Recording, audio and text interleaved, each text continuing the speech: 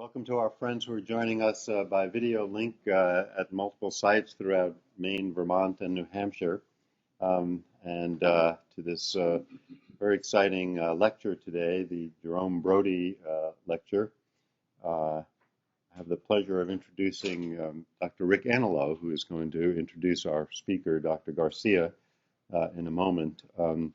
Rick is the Chief of Pulmonary and Critical Care Medicine here, as well as a professor of medicine, immunology, and microbiology.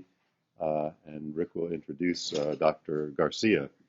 I do have to say that Dr. Garcia disclosed a microscopic potential conflict of interest that was resolved prior to this presentation by the chair. I could tell you a story about that, but it's so microscopic it's not worth mentioning. So, Rick, please. Thanks, John. So this is one of the yearly pleasures of being in my position, thanks to the Brody family. And I want to just start briefly with a little bit of an introduction of the history of the lectureship. Before I introduce our featured speaker, Dr. Christine Kim Garcia, I want to tell you a little bit about the late Mr. Jerry Brody, for whom the lectureship is named, and his widow, Ms. Marlon Brody, who is joining us, as she usually does, since she keeps a close eye on this work and will ask pointed questions. And so Jerry attended Dartmouth College and the Tuck School of Business. He was an energetic, visionary individual. He conceived and initiated the movement to create high-quality destination restaurants in New York City, beginning with the development of the Four Seasons. He is also well known for Gallagher's Steakhouse and for the Grand Central Oyster Bar, which I have to say I've personally partaken delightfully on many occasions. As A Time Well Spent, which is a book by Lawrence Freudlich, is a powerful and poignant account of Jerry's life, a must-read. Sadly, Jerry died of idiopathic pulmonary fibrosis in 2001. His widow, Marlon Brody, moved to Paris in 1954, where she first worked as a translator and interpreter for John Steinbeck. She also became interpreter and assistant for Jerry, who was in France to redevelop a hotel purchased by his business firm. And after she and Jerry returned to the United States in 1964, she became a partner in Jerry's business.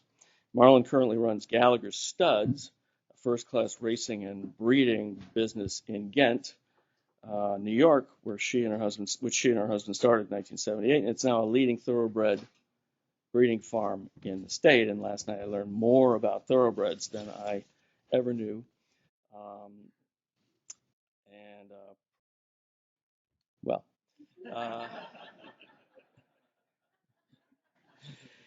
The Jerome Brody Lectureship is made possible by funding from the IRA Jerome Brody '44 Memorial Endowment Fund. The fund was established by Marlon with gifts made in Jerry's memory. Income from the fund also supports idiopathic pulmonary fibrosis research at the Geisel School of Medicine at Dartmouth.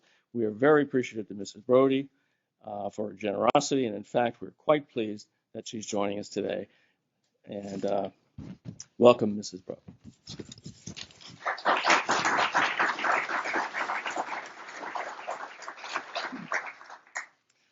So that brings us to our invited speaker today, who is a rising star in a field that has, in some people's estimation, stagnated a bit, not for lack of effort and funding. Christine Kim Garcia, who obtained her MD and PhD at the University of Texas Southwestern. She got her PhD under Brown and Goldstein, who some of you may remember got the Nobel Prize having to do with lipid metabolism. She did her clinical training at UT Southwestern, which of course included time spent at Parkland. And anybody who knows Parkland knows that that's trial by fire. She was a postdoctoral fellow after that, if I'm not mistaken, in molecular genetics under Dr. Helen Hobbs. She's received numerous awards. She's a member of the American Society for Clinical Investigation, which is a very high honor for a junior investigator.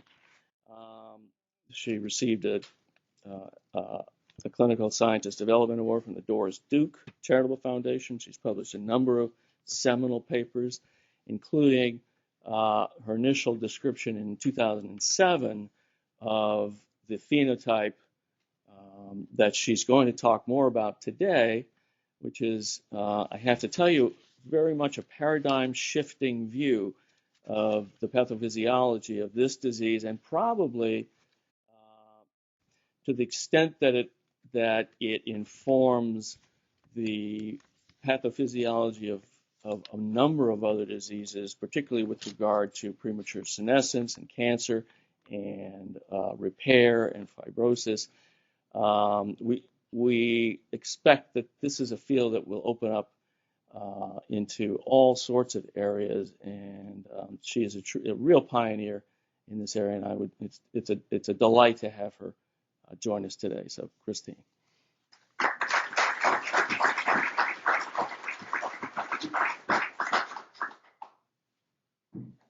Thank you, Rick, for the invitation. It's a real pleasure to be here, real honor to be invited, and especially have Mrs. Brody here in attendance. I'm going to make sure. Okay, I'm going to start this slide. What do these people all have in common? And I'm showing you a picture. Robert Goulet, Evel Knievel, Marlon Brando. They all died from pulmonary fibrosis. This is a disease that's really come to the forefront in the last 5 years or so. We really didn't know much about it clinically. It was kind of a mixed bag, but we know more about it now. Unfortunately, we still don't know how to treat it well, but we certainly know more about it. And what I'm going to talk to you today is more of the genetics underlying the disease for a minority of patients with the inherited form. So the interstitial lung diseases is a mixed bag of over 100 different diseases marked by pulmonary restriction. Usually patients have cough, shortness of breath, dyspnea. And on this electron micrograph, you can see that in the normal lung, so this is a blow-up of the normal lung, and the alveolar space is here in the center. The pulmonary vasculature is right here at in the interfaces, and the interstitium is very thin. It's paper thin, so that gases can exchange across the interstitium. In pulmonary fibrosis, this is an electron micrograph of a patient with IPF. This interstitium, at the same magnification, you can see is markedly widened, filled with collagen, fibroblastic foci. And so you can see that it would be very hard for gas to exchange across that. And that's the basis of pulmonary fibrosis. But what causes that pulmonary thickening, or that thickening of the interstitium? Now, I can tell you a lot of things can cause that disease. In fact, many different diseases can be lumped into this classification of interstitial lung disease. So this is a slide I give the medical students when I'm trying to explain the varieties of different diseases that can give rise to an interstitial lung disease. And I tell them basically there's 5 things they have to remember in terms of the cause of interstitial lung disease. Of course, there's occupational, environmental exposures, and here asbestosis would be the classic. Strong exposures can lead to a pneumoconiosis, giving rise to an interstitial lung disease process. Other systemic disorders like sarcoidosis can mimic it with fibrosis, especially of the upper lung zones. Connective tissue disease we see a lot of in the interstitial lung disease clinic, and it can mimic IPF. And in fact, many different subtypes like rheumatoid arthritis, the most common pathologic phenotype when you biopsy the lung is UIP. So we see a lot of connective tissue associated ILD. The treatment for that is definitely different than the treatment for IPF. So it's very important to identify those patients correctly. Drug-induced lung disease is certainly one of the most rare forms of interstitial lung disease, but when it's found, we do see now a lot of amiotoxicity, amiodarone associated ILD that looks a lot like IPF. And again, removal of the exposure, as well as sometimes short prednisone treatments can really reverse a lot of that. And then finally, as the pulmonologist rules out these different subtypes, what we're left with is this classification that, and I didn't name these, but it's the idiopathic interstitial pneumonias, or the IIPs. So when all these are ruled out, we're left with the IIPs. And you can see here the percentages just across the board that you can see for the other ones. And the IIPs make up 40%. So they are the majority of the interstitial lung diseases. But it's very important to rule out the others because treatments and what you do for these patients is very different based on their correct diagnosis. So what is idiopathic pulmonary fibrosis? Well, of course, idiopathic means we don't know what causes it. And when the pathologists were looking at all lung biopsies from the IIPs, they described what they usually saw as usual interstitial pneumonia, or UIP. And that is the pathologic form of IPF. Who does it affect? IPF is a disease of older adults. Here in this study by Ragu et al. In 2006, they just went through ICD-9 codes, and they were looking for the narrow definition of idiopathic pulmonary fibrosis, and they mapped out the prevalence of the disease for individuals of different ages. And you can see that for patients over 75, there's over 100-fold increased prevalence for those individuals compared to those that are young. And it's a disease that preferentially affects men, not shown on the slide, smokers, so people with environmental fibrogenic exposures. So it's a disease of older individuals. And our treatments right now really revolve around lung transplantation or conservative therapy in the U.S. And so transplantation at most centers, the cutoff is about 65. And you see that will only treat a small minority of patients with IPF. So what we need is figure out what drugs, how can we slow down the progression of the disease for those that are older. Why is it important as a pulmonologist to figure out, or as an internist, to recognize that there's a distinction between IPF and the other types of interstitial lung disease? And I think this study, published back in 1998, really shows us the bottom line, and it's mortality. Okay, IPF is different from all the other interstitial lung diseases by its terrible survival curve. The T1/2 for patients with IPF is less than 3 years in this study. In most studies, it's about 3 to 5 years. This was based on histologic biopsy, so proven UIP, proven IPF patients. This was their survival curve. For those that had NSIP, the next most common idiopathic interstitial pneumonia or histopathology, that curve was superimposable with all other subtypes combined. So it's mortality. That's why we have to recognize what these people, the diagnosis. And that's what we focus on. The mortality there, when you compare it to survival in cancer, really it's aligned with the survival for lung cancer and pancreatic cancer. And most other subtypes of cancer actually do much better than IPF. So what causes it? And that's really what I want to direct most of this talk for, of trying to understand what causes it. When I started my lab in 2005, taking care of patients with IPF, we really wanted to know, well, if we don't have any good treatments, let's figure out what causes the disease, and maybe that will inform us of the underlying pathophysiology for the disease, so then hopefully treatments can ensue. And really, this is looking for that needle in the haystack. And what I'm going to talk to you about is starting with a rare phenotype, a rare subtype of IPF, and figuring out the genetics of that, and then how that informs us about what causes the disease, and the more common, the usual sporadic cases. So we started being trained in genetics and molecular genetics and human genetics. I started with the familial form of the disease, familial pulmonary fibrosis. It's a rare subtype of idiopathic pulmonary fibrosis. The first study, published by Marshall et al., showed that in the United Kingdom, less than 3% of all patients with a diagnosis of IPF claimed that they had at least one other family member who was similarly affected. In most studies shown to have an autosomal dominant pattern of inheritance, one affected member in each subsequent generation. There's more men than women that are affected. Again, there's a predilection for individuals who have some kind of fibrogenic exposure if you're smoking, and I will talk about that later. The mean age at diagnosis, so remember that first slide where I showed you that there's an increased incidence and prevalence of the disease for older individuals.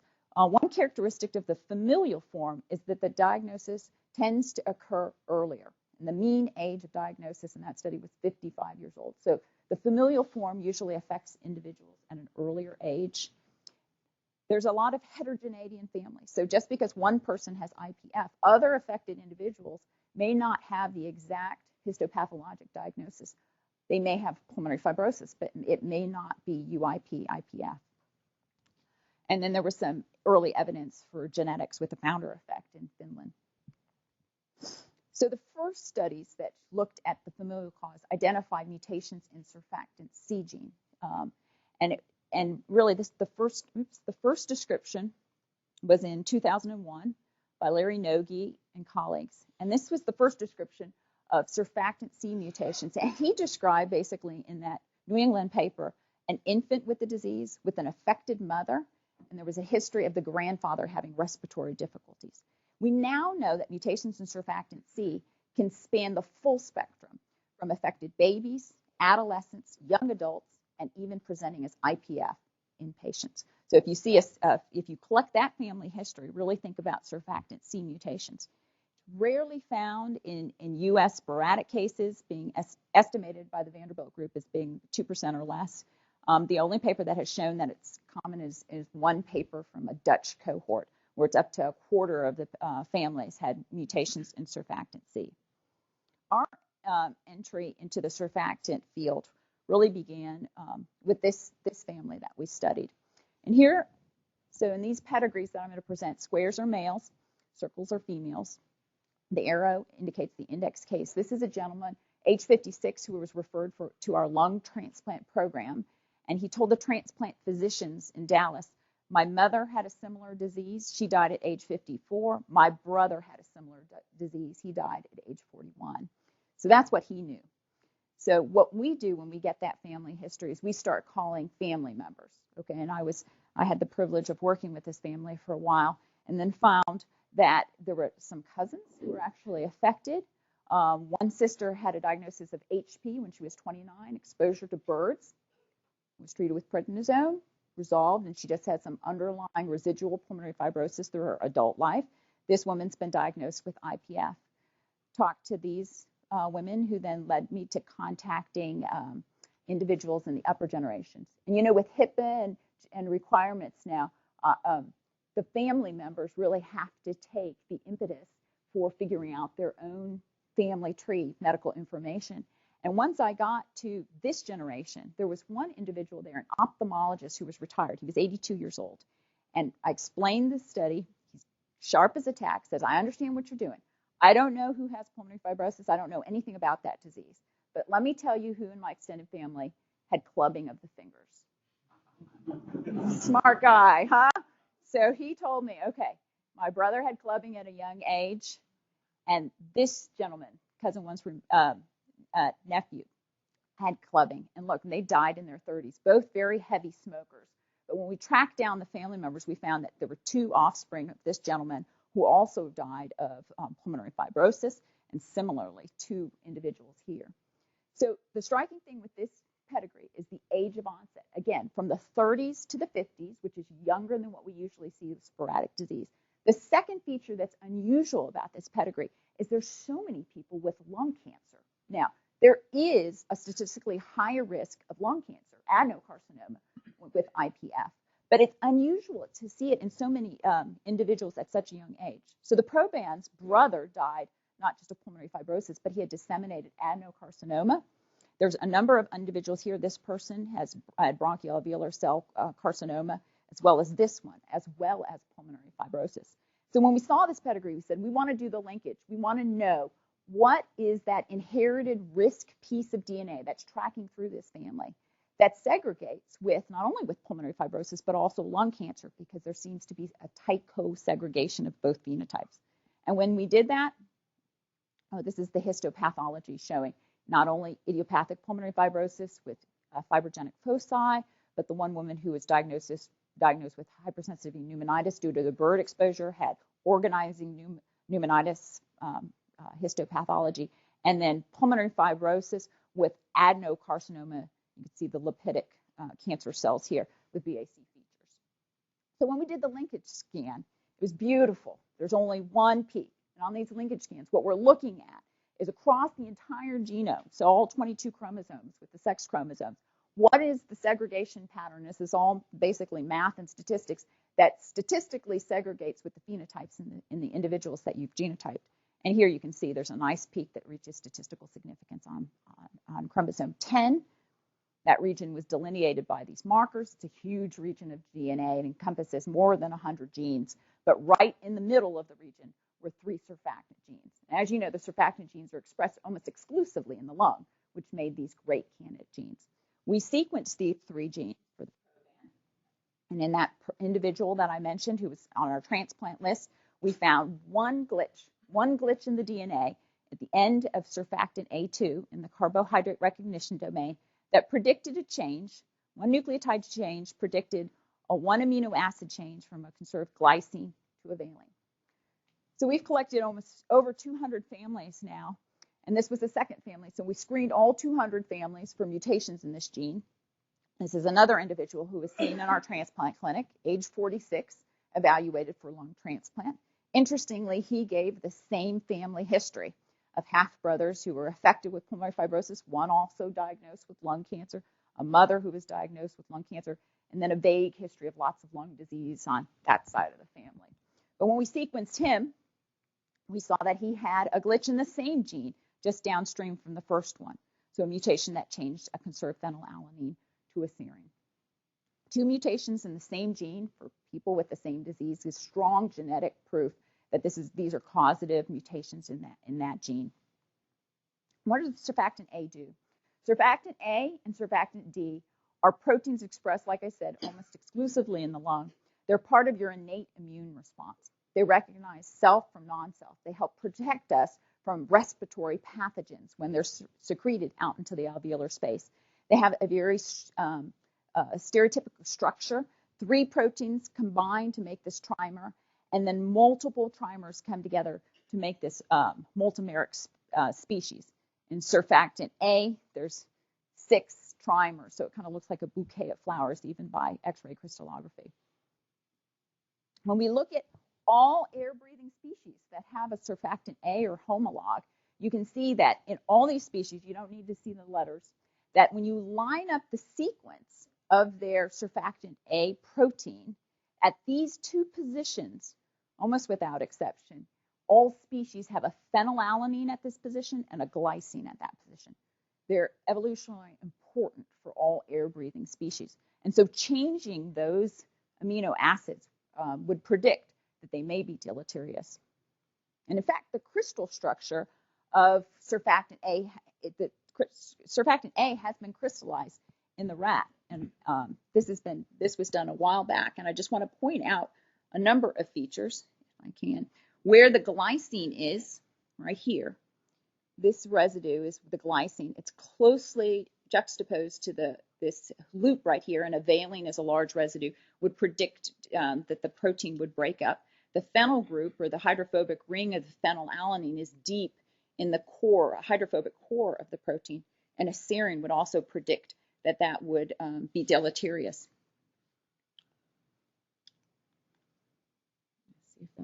In 3 dimension, you can appreciate that a little bit better. So these changes of the protein structure would be predicted to be deleterious. And so what we did is that in the lab, we made all these changes in the protein in cells. So here's the gene. Here are the 2 that we're calling mutations. This is a polymorphic protein, and there are other variations throughout the protein, including this one that's just in between these 2 residues. This glutamine is not conserved, so it can be many different residues. But when we made all those different types of surfactant A2 and expressed them into lung epithelial cells, here I'm just showing you what the protein looks like in the cell lysate, and then what the protein looks like after it is processed through the cell and secreted in the media. It's post-translationally modified, so it looks more like a smear. And you can see in the wild type, as well as mostly all the other variants, you can see the form in the cell and in the media. But the surprise was, for just these 2 mutations that we saw in those 2 families, we only found the protein in the cell lysate. It never got secreted out. It could not be released out into the alveolar space. And this just summarizes what we know about the biochemistry of these mutant proteins. They are made, however, they're retained in the endoplasmic reticulum. The mutant forms can actually dimerize and trimerize with wild-type protein, but any species that contains the mutant protein is recognized as being toxic and degraded through a process called ER stress, or the endoplasmic reticulated degradation system. Only the wild type is able to be secreted out into the alveolar space. When we collect bronchoalveolar lavage samples from all these individuals in the family, we find that they have the same amount of surfactant A, B, and D in the alveolar space as normal controls. So we think the mutation is not causing a lack of the proteins out in the alveolar space, but instead is having some kind of intrinsic toxic effect into the epithelial cells. And so we have some intriguing work that's now in press on that topic. So we think there's a dominant gain of function effect from the mutations in surfactant A. So that's one story. I want to tell you a second story this morning. And so those were the mutations in surfactant A. They're very rare, and I will summarize at the end. We only find them in 1 to 2% of all families with familial pulmonary fibrosis. So those are definitely rare. But I want to tell you a second story on the more common mutations that we find in this disease. And this, again, all my stories start with families because what I do is linkage. This gentleman right here was referred, again, to our lung transplant clinic. We have a very busy lung transplant clinic in the North Texas area. He was 58 years old. He was initially seen by me when he was 56. And he came for evaluation because he said, my dad died when he was 56. And he was always coughing and short of breath. He had a diagnosis of pulmonary fibrosis. I'm coughing and short of breath. I know I need to be evaluated. His brother had just been diagnosed with IPF. He's since underwent a lung transplant. And so this was all he knew about his family. So there's a theme to this, okay? We only know a little bit about family histories. He was married, however, to my great delight, to a genealogist. So when I told her what we needed to do, we had this family history, she just dug in. And about a few months later, sent me a bound book with the names, birth date, death date, contact information for everyone in his extended family. And 2 generations up, there were 10 siblings. So she had a lot of digging to do. His grandfather had actually died less than 100 miles from Dallas, Texas, in an old TB sanatorium. Back then, in this generation, we didn't know what interstitial lung disease was. All the diagnoses here for these individuals are atypical tuberculosis. And when we get the records, no one has a culture positive result, but they were all hospitalized and died in sanatoriums in the South. So, and then there's emphysema and pneumonia are a common diagnosis in this upper generation. And he also had an aunt who died, the more accelerated form of pulmonary fibrosis, and then an extended family member here who's lung biopsy positive IPF as well. So we used this family. There was another family that was referred to us by Dr. Ganesh Ragu, University of Washington, Seattle. This gentleman's the Proband, and again, there's 3 cousins. Affected cousins are powerful for genetic analysis, and again, just many different diagnoses of respiratory failure in the upper generation. Just these 2 families to do the same approach, and we basically got one nearly significant linkage peak. It's a very narrow peak on the end of chromosome 5, right here. Very small region, only encompassed a small number of genes. But one of those genes was a fantastic candidate, and that's the gene that encodes for telomerase, and that's what I'm going to talk to you about now. Why was that such a great candidate? Well, just a couple years before we made that discovery, Mary Armanios had published in Carol Greider's lab in Hopkins this family with Dyskeratosis congenita. It's a rare disease, usually affecting kids. It's a syndrome. It affects not only the lungs, but it can have many different phenotypes. And in this family, a number of individuals had pulmonary fibrosis, many at a young age, 21, some in their 50s as well. So part of the phenotype for Dyskeratosis congenita is pulmonary fibrosis, and it had already previously been linked to this mutation in telomerase. So when we sequence that, so what's telomerase? What does it do? Well, telomerase is the enzyme that builds up the ends of the chromosomes called telomeres. Telomeres are those protective caps on the ends of every chromosome. It's made of 2 different parts. There's a protein part of the enzyme that's encoded by the gene TERT that I'm going to talk about. There's also an RNA portion of the gene that provides the template on which the chromosome that can then be lengthened. with the GGAT-CCC repeated region. So telomerase is an enzyme, which means it's there in the cells. It's not in every cell in humans. In humans, its expression is restricted to stem cells or cells with replicative potential. So it's not in your somatic cells, or most of the cells in your body. But in those particular stem cells or cells of regeneration potential, it's active, and it's building up the length of the chromosome. And you can measure the activity of telomerase in a test tube with trap assays. You can measure how active it is by inference by measuring telomere lengths in different subtypes. So when we sequence that gene, the telomerase gene, in the family, the first family that I mentioned there, we found a mutation right here, this arginine to histidine mutation. It's heterozygous mutation, which means everyone just has one bad copy of the mutation, but it's right in the middle of the enzyme core of the protein, the portion of the enzyme that's responsible for building up the GGATTC. And in the second family I mentioned, there's actually a predicted frame shift, so that the protein would be made and then it would be truncated. And the truncation occurs exactly in the middle of the enzymatic core. So it would be predicted to be dead. So the patient would have only 50% of the necessary enzymatic activity of telomerase. So again, this was good proof. We've then sequenced this gene in many different families and in patients with pulmonary fibrosis. And I can tell you, it is the most frequently mutated gene that we find in patients with pulmonary fibrosis or in families with familial pulmonary fibrosis. And we estimate up to 15% to 20% actually have mutations in this gene. This data is actually old. We have almost 40 different mutations now in this gene. And they've been found all throughout the different portions of the gene and the protein. And all of these that I call a mutation, when we measure the in vitro activity in a test tube, it's less. So the enzyme has less function. So they're all loss of function mutations in distinction to the surfactant mutations, which are gain of function mutations. So this discovery really fits in the tail of a much longer and broader story. So Dyskeratosis congenita, mutations in telomerase, were actually first described in 1998. And this disease usually affects babies, and many different inheritance patterns can give rise to this. It's a syndrome, so there's a skin phenotype, a characteristic skin phenotype, there's bone marrow failure, aplastic anemia, then there's somatic features, including pulmonary fibrosis, and mutations in 8 different genes are now known to be linked to Dyskeratosis congenita. The second discovery was that of the aplastic anemias, and now many different blood cancers have been described with mutations in telomerase, and that followed in 2005 in Neil Young's group.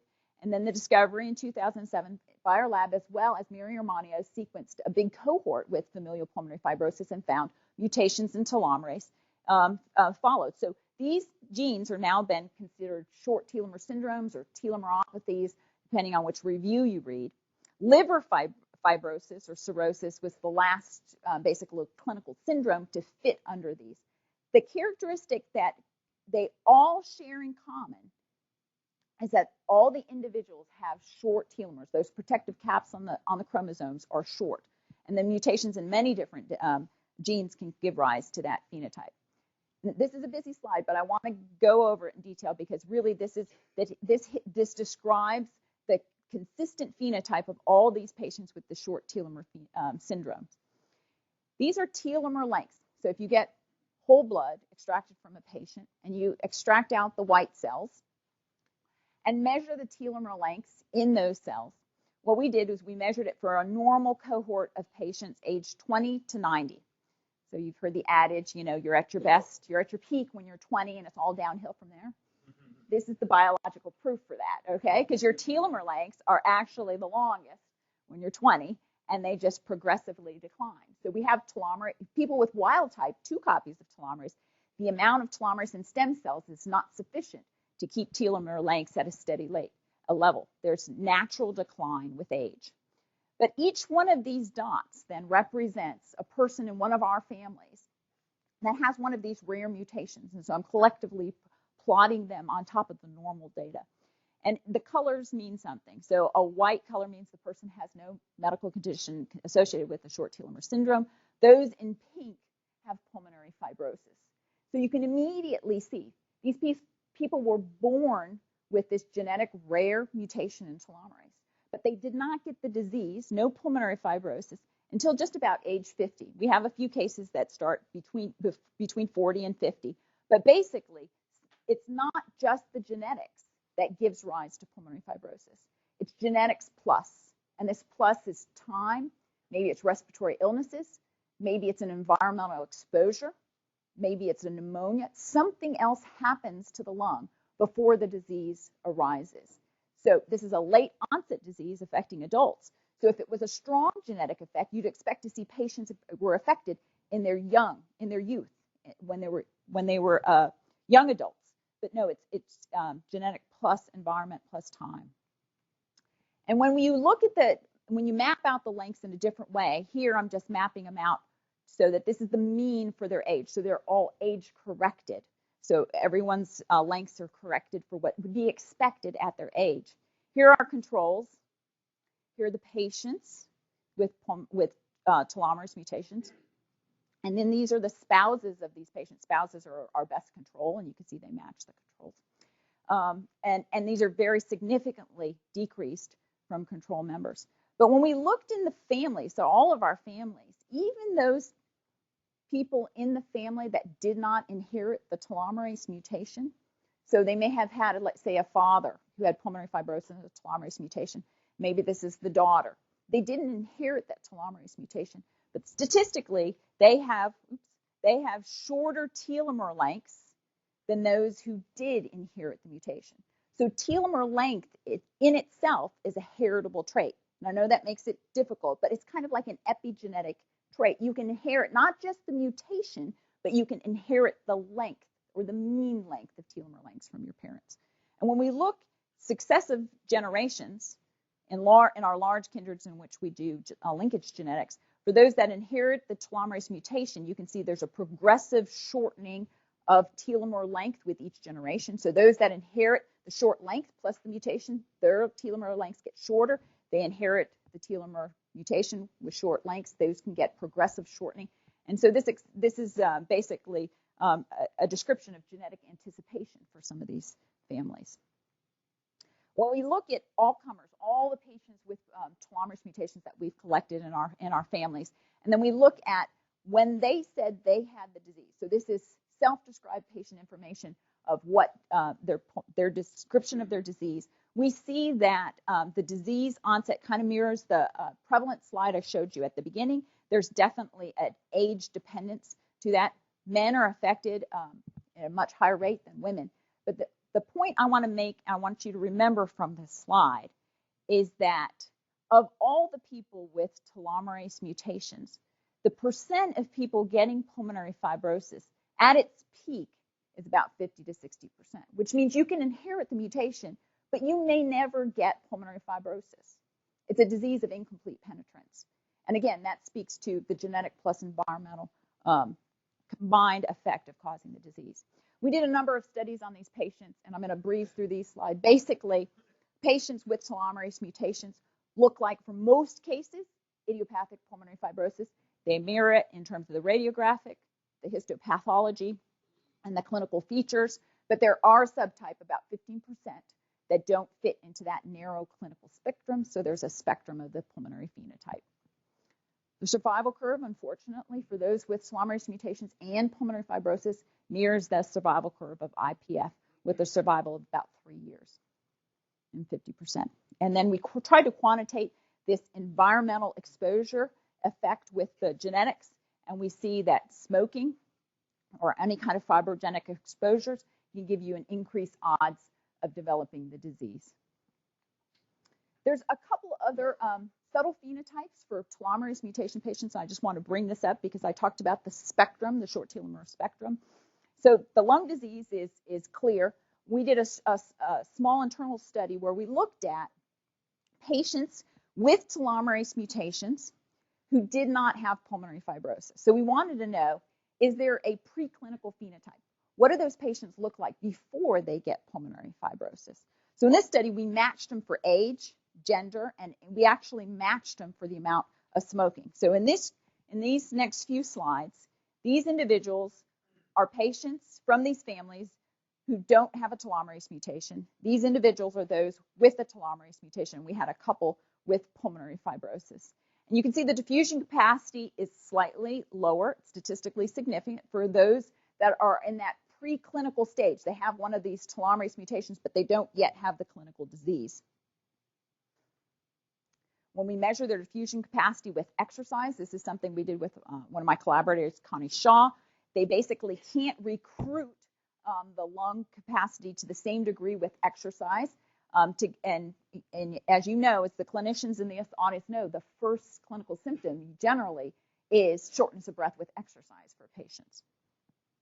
And when we look radiographically on high-resolution CT and quantification of fibrosis in those patients, asymptomatic telomerase mutation carriers basically have more fibrosis than those with the disease, certainly more than the controls that we saw. What are the other type of clinical features? We see there's a decrease in red cell number for mutation carriers. We also see a very significant increase in red cell size. So macrocytosis is one of the clinical features associated with telomerase mutations in this patient subgroup.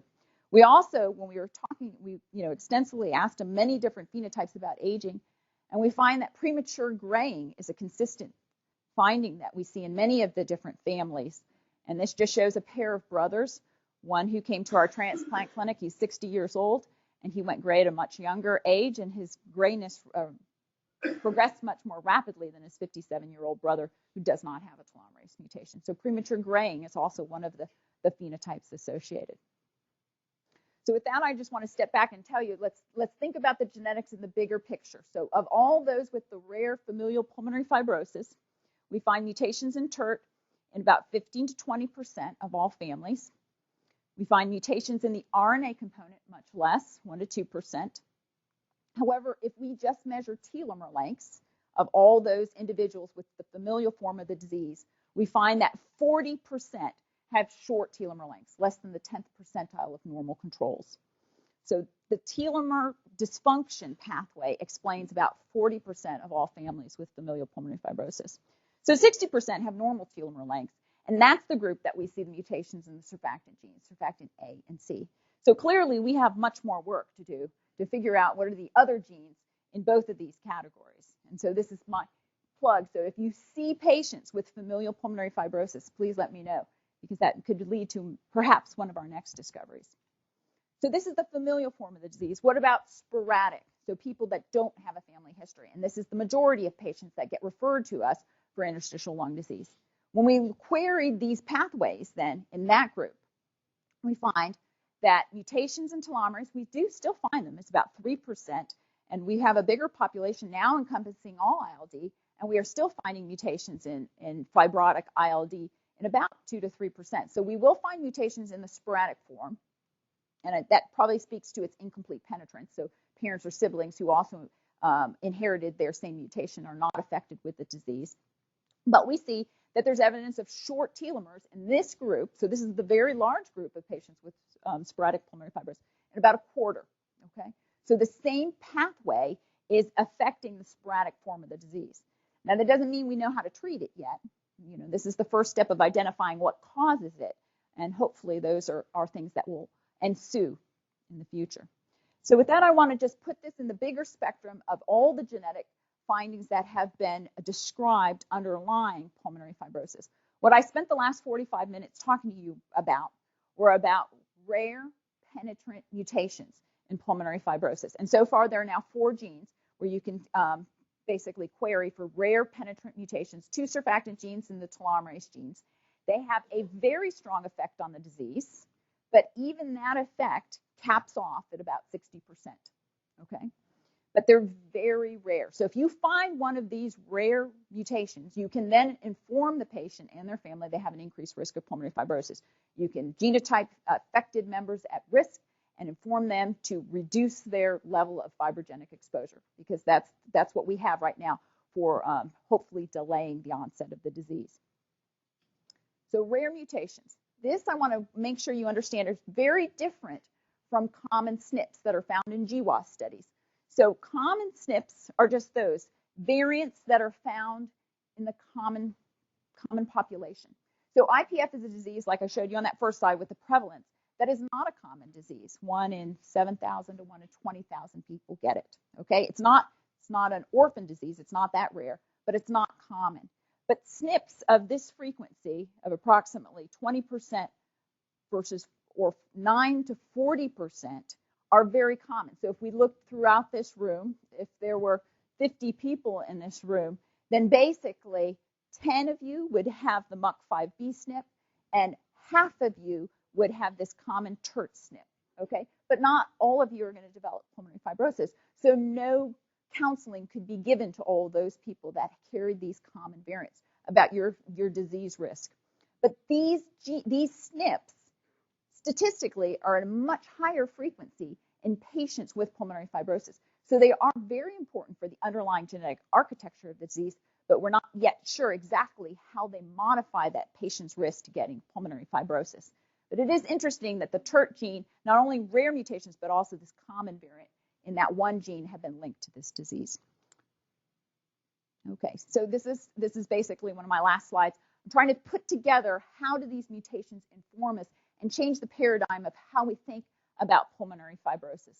We know that it begins with injury, especially to the epithelial cells, and in particular the type 2 cell. The type 2 cells are the ones that express the surfactant proteins, and the gain-of-function mutations in surfactant A2 indicate that there's probably injury to that cell that then is the first starting point for the disease.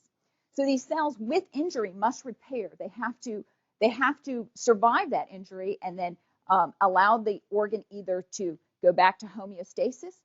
Dysregulated repair then probably tilts the balance towards fibrosis instead of resolution. And there's probably many other players in that whole pathway from injury leading to repair that are very important, including epithelial to mesenchymal transition, the rate of proliferation or apoptosis, TGF-beta, Wnt, beta-catenin signalings. All of those are very important along that pathway. But what the genetics allows us to do is identify the first triggers that are inherited in kindreds. And so I think the genetic mutations have informed us of the importance of protecting alveolar cell health. And I know this is really hard. All I see clinically are patients with interstitial lung disease. And I think it's the hardest thing for patients. I see a lot of very courageous patients. Right now, we offer lung transplant or participation in a clinical trial. And I think that's very hard information to tell a patient that those are your options right now in the US because we have no medicines to stem this disease. But our hope is that the genetic mutations will inform us about certain treatments in the future and perhaps identify those patients that may benefit most from those treatments. So in summary, I showed you about the mutations. I focused this lecture on rare penetrant mutations in 4 genes, which account for about 15% of familial pulmonary fibrosis. The small proportion of those with sporadic disease. The mutations in these 4 different genes can lead to the same pulmonary phenotype of a UIP lesion, speaking to the genetic heterogeneity of the disease. This disease is still a wastebasket, which you can subdivide even into further bins. Subjects with telomerase mutations may also have a spectrum of phenotypes, including bone marrow failure, liver disease, specifically liver cirrhosis, and or premature graying. And the penetrance of the telomerase mutations depends on age, depends on gender, and the person's personal history of fibrogenic exposures. With that, I want to certainly acknowledge the patients and the families that have been just instrumental in all the research that we do, the people in my lab who have really done the work. Dr. Maitre and Wong have really done the surfactant A story. Dr. Diaz de Leon and Dr. Sakiri, also an MD PhD, really started the telomerase stories. I have a number of wonderful collaborators and a number of clinical collaborators that have been so instrumental in basically getting this work going. And with that, I want to thank you for your attention.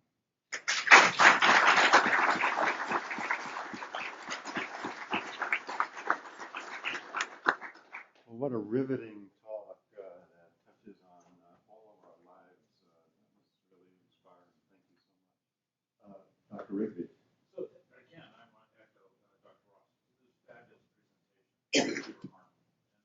And I would just, the obvious question I'm thinking about is you start telling them, does resveratrol play any role here? And is there any other strategies towards telomere length engagement? Right. So I think it's going to be very interesting the next few months, years. There's a NIH committee thing that I'm going to be involved with next month, and it's basically how do we design the next set of trials?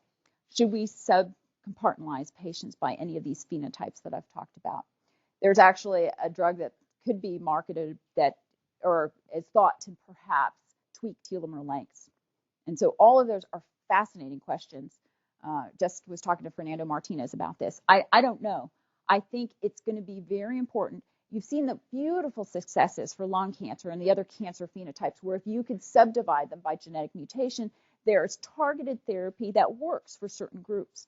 If you take all comers, we know that IPF is a heterogeneous disease. If you take all IPF, you can't compare the person whose disease is basically promoted by very short telomere lengths to the one whose disease is basically driven by this dominant negative surfactant mutation. Expect that all drugs are going to be equal for all patients. But I think for a rare disease, the hard thing is designing a trial, because this, we have difficulty as it is trying to get enough patients to participate in the clinical trials that have already come through the pipeline. How would you design a trial that would then look at subpopulations? I think this is going to be a challenge for the field. I think this is going to be tough, and it's something that, we need to see, and there's going to need to be a lot of people that come together to see whether or not there's different treatments that we can query for different subgroups. Rich Comey?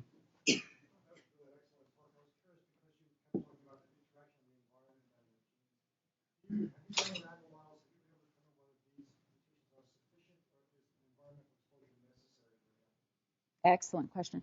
So the telomerase mouse model has been in existence for 10 years. Telomerase is expressed in all cell types in the mouse. Mice are much different than humans. They don't age by replicative senescence and lack of telomerase expression. So in most rodents, that's the case. And the telomerase mice, when you hit them with, the known bleomycin, which can drive pulmonary fibrosis, it's a mixed bag. It looks like the mice don't have more fibrosis or less fibrosis. So the mouse models are uninformative for the telomerase pathway.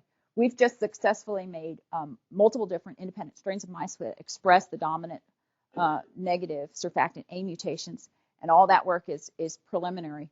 We've aged those mice up to a year, and the phenotype is very subtle, and we're trying to quantitate that. But if you hit them with something, the phenotype it's much worse.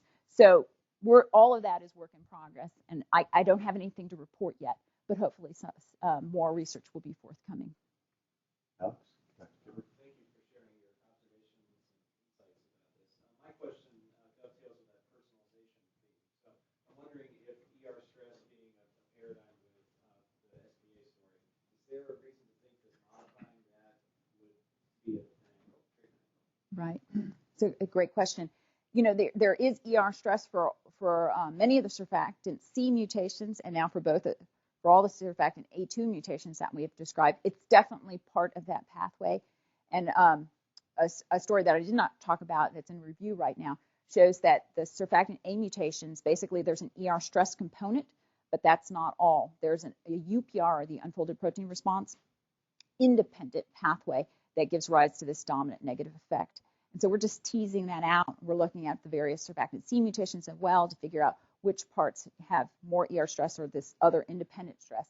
I don't think that ER stress by itself can explain the phenotype of the surfactant A2 mutations, but it definitely contributes. If you knock out all the 3 genes for UPR, it knocks the effect down by about 50%. Dr. Albert?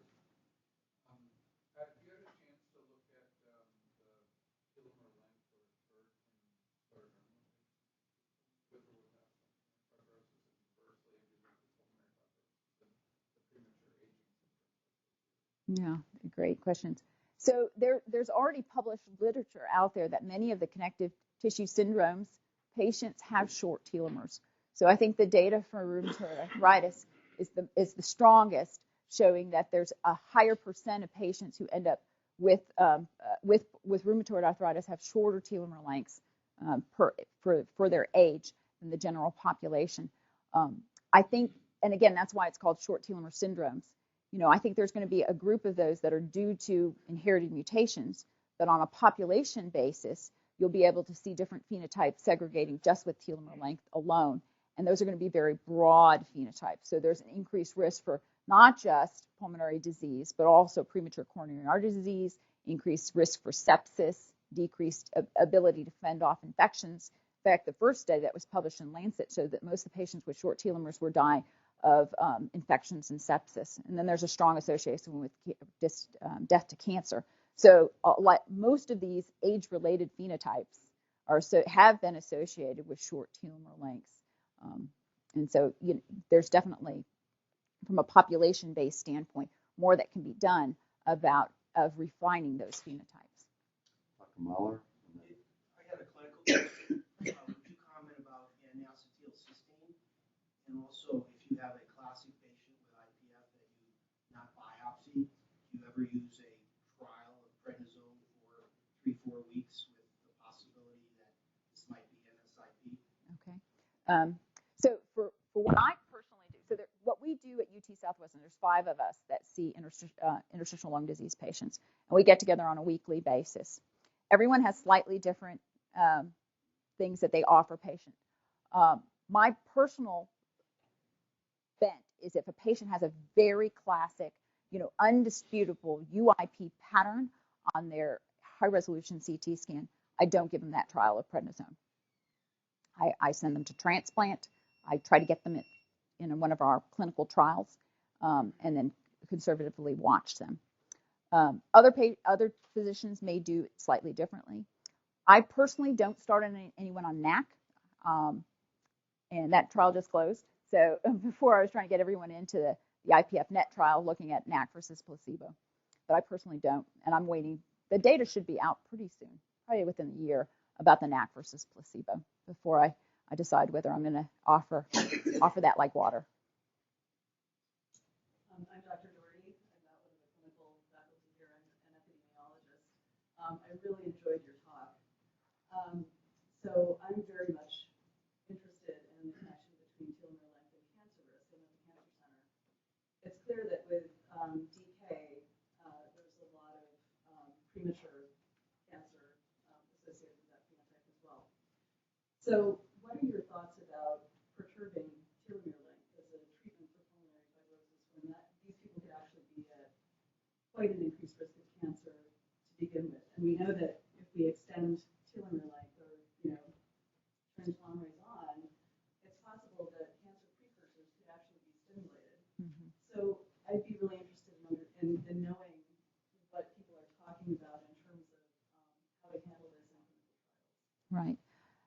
So what we've tried to address that, and so my thought process in figuring that out was, so if we subdivide patients with IPF by telomere length, who would we then give any kind of therapy about telomere lengthening? Well, it would be those that were the shortest. So we did a little sub-trial of all the patients that we collected at Southwestern, just looking at what is the difference in survival of those IPF patients that have very short telomere lengths versus just the whole population.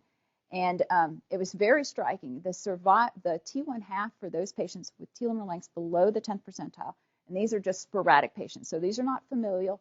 We've since sequenced the gene for everyone, but their survival T1/2 was only 12 months. So and we're now looking at a second cohort collected in Chicago to see if that's actually true.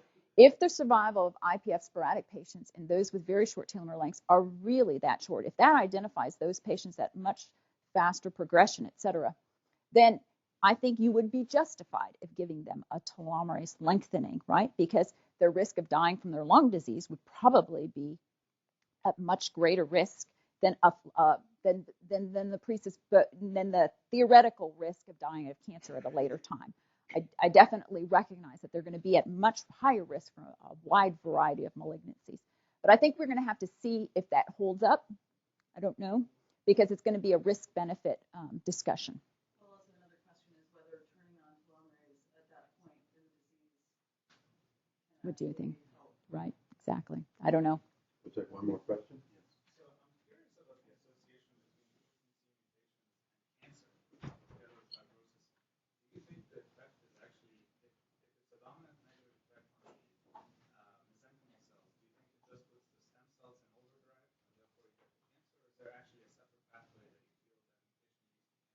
Again, that works in review, so I can't really speak to the specifics, but we think that the effect on the epithelial cells drives the production of cytokines, which then gives rise to both the fibrosis and the cancer risk. Tell your friends that they can watch this